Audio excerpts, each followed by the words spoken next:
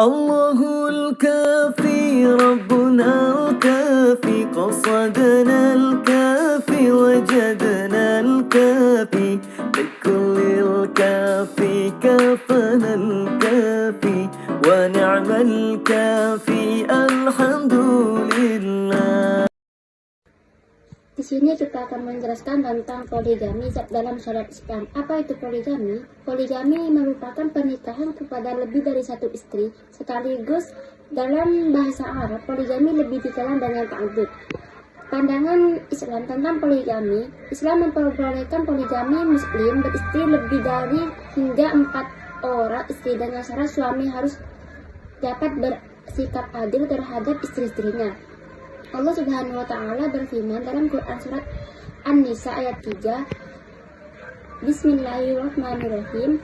Wa in khiftum alla tuqsitu fil yatama fankihu ma qaba lakum minan nisa'i itsnatna wa thulatha wa ruba'. Wa in khiftum alla ta'dilu fawahidatan aw ma malakat aymanukum dzalikum adna alla ta'dilu.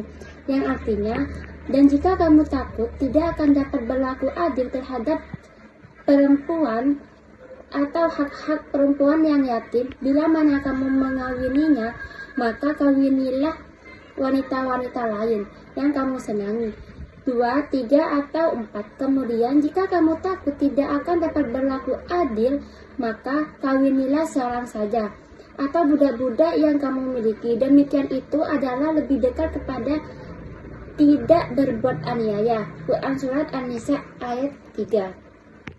Poligami menurut para ulama, menurut Profesor Dr. Musdi Mulia, MA dosen Pasca Sarjana UIN Syarif Hidayatullah, poligami itu haram lighairi, yaitu haram karena adanya dampak buruk dan ekses-ekses yang ditimbulkannya. Ia juga mengaku memiliki data yang menunjukkan bahwa praktik poligami di masyarakat telah menimbulkan masalah yang sempat krusial dan problem sosial yang sangat besar. Begitu juga dengan tingginya kekerasan dalam rumah tangga atau disebut juga KDRT, keretakan rumah tangga, dan pelantaran anak-anak. Profesor Dr. Quraish Shihab menyatakan poligami itu mirip dengan pintu darurat dalam pesawat terbang yang hanya boleh dibuka dalam keadaan emergensi tertentu. Poligami menurut para ulama, hal serupa disampaikan pula oleh Ketua PBNU, Kiai Hasyim Muzadi. Poligami tak ubahnya sebuah pintu darurat emergency exit yang memang disediakan bagi yang membutuhkannya. Dalam kesempatan yang lain, beliau juga mengatakan poligami atau monogami adalah sebuah pilihan yang diberikan Islam untuk manusia. Keduanya tak perlu dikontradisikan. Syarat-syarat poligami.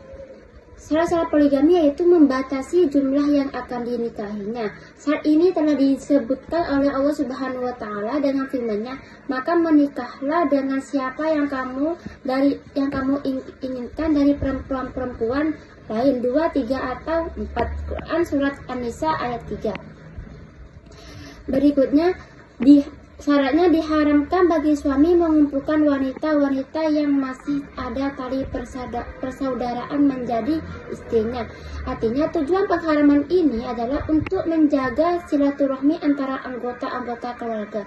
Rasulullah SAW bersabda, sesungguhnya kalau kamu berbuat yang demikian itu, akibatnya kamu akan memutuskan silaturahmi di antara sesama kamu.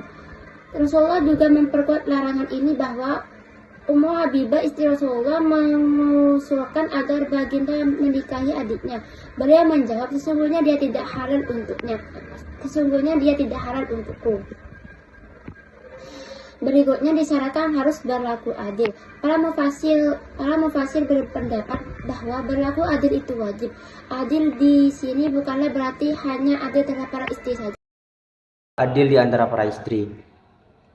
Adil di antara istri-istri ini hukumnya wajib.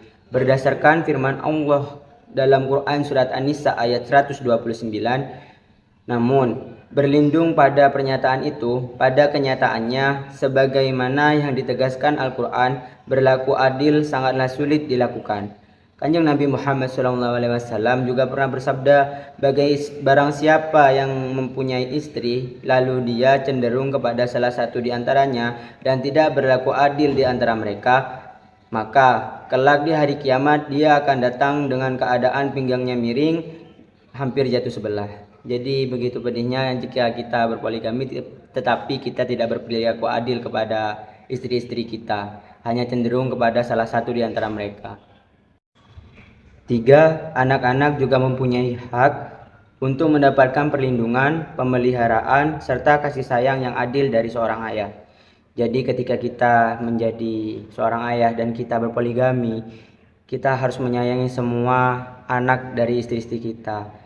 Kita tidak boleh pilih kasih, memilih dari lebih sayang salah satu di antara mereka. Syarat-syarat berpoligami. Ada beberapa syarat berpoligami, di antaranya tidak menimbulkan mudarat bagi istri maupun anak. Jadi suami harus yakin bahwa pernikahan yang baru tidak akan merugikan kehidupan istri serta anak-anaknya. Karena diperbolehkan poligami dalam Islam adalah untuk menjaga kepentingan semua pihak. Jika kepentingan ini tidak dapat dijaga dengan baik, maka seseorang yang berpoligami pada saat itu adalah berdosa. Dan syarat poligami yang kedua, mampu menafkahi lahir dan batin. Sebagaimana sabda Rasulullah SAW, wahai sekalian pemuda, siapa di antara kamu yang mampu mengeluarkan nafkah, maka hendaklah kamu menikah.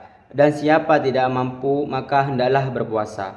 Hadis berikut menunjukkan bahwa Rasulullah SAW menyuruh setiap kaum laki-laki supaya menikah, tetapi dengan syarat sanggup mengeluarkan nafkah kepada istrinya. Andaikan mereka tidak berkemampuan, maka tidak disarankan menikah walaupun dia seorang yang sehat lahir dan batin. Oleh karena itu, untuk menahan nafsunya dianjurkan agar berpuasa. Jadi, kalau seorang istri saja sudah kepayahan untuk memberikan nafkah, sudah tentulah Islam melarang orang yang demikian itu berpoligami. Memberi nafkah kepada istri adalah hukumnya wajib berlakunya suatu pernikahan. Ketika suami telah memiliki istri yang mutlak, begitu juga istri wajib memenuhi serta memberikan semuanya yang diperlukan dalam kehidupan sehari-hari. Nah, kesimpulan dari kemampuan zahir atau lahir, yang pertama mampu memberi nafkah asas seperti pakaian, makan dan minum. Yang kedua, mampu menyediakan tempat tinggal yang layak. Yang ketiga, mampu menyediakan kemudahan asas yang wajar seperti pendidikan dan sebagainya. Yang keempat, sehat tubuh badannya dan tidak berpenyakit yang bisa menyebabkan ia gagal dalam memenuhi tuntutan zahir yang lainnya. Yang kelima, mempunyai kemampuan dalam berhubungan suami istri. Nah, sekarang masuk kepada hikmah diperbolehkannya poligami. Islam telah mengukur kebutuhan individu, kebutuhan masyarakat, sekaligus kadar kepentingan semua pihak. Ada di antara mereka yang memiliki semangat besar untuk memiliki keturunan, akan tetapi diberi rezeki dengan istri yang tidak beranak karena mandul, berpenyakit atau sebab lainnya. Ada satu di antara tiga pilihan bagi perempuan yang jumlahnya berlebih dibanding dengan laki-laki. Yang pertama, menghabiskan seluruh masa hidupnya dengan menelan kenyataan pahit tidak mendapatkan jodoh. Yang kedua, melepaskan kendali menjadi pemuas nafsu bagi laki-laki hidung belang yang diharamkan. Yang ketiga, atau menikahi dengan seorang laki-laki beristri yang mampu memberi nafkah dan berlaku baik. Tidak diragukan lagi, cara terakhir adalah alternatif yang adil dan merupakan solusi terbaik terhadap permasalahan yang akan dihadapinya, dan itulah keputusan hukum Islam. Jadi keputusan hukum Islam memperbolehkan poligami diantaranya untuk menghindari hal-hal berikut seperti yang dua tadi. Nah, dari data yang kami peroleh dari internet, buku, serta teman-teman yang kami mintai pendapat, kami menyimpulkan bahwa poligami itu pada dasarnya diperbolehkan dalam Islam apabila tujuannya baik dan sang suami dapat berperilaku adil terhadap istri-istrinya dan jumlah istrinya tidak melebihi 4 orang. Namun masyarakat masih beranggapan negatif kepada orang-orang yang berpoligami. Hal ini terjadi karena masalah poligami masih tabu di masyarakat. Nah, menurut kami, sebaiknya masyarakat tidak selalu beranggapan negatif terhadap seseorang yang melakukan poligami, karena ia pasti memiliki alasan-alasan tertentu dan faktor-faktor yang jelas untuk melakukan poligami. Selain itu, sebaiknya para suami jangan melakukan poligami apabila tidak dapat berlaku adil bagi istri-istrinya, karena hukumnya bagi suami yang tidak dapat berperilaku adil sangatlah pedih, seperti sabda Rasulullah tadi. Ya, mungkin hanya ini penjelasan atau presentasi dari kami. Kurang lebihnya mohon maaf sebesar-besarnya. Akhirul kalam, wallahul muwafiq ila aqwamit thoriq. Wassalamualaikum warahmatullahi wabarakatuh.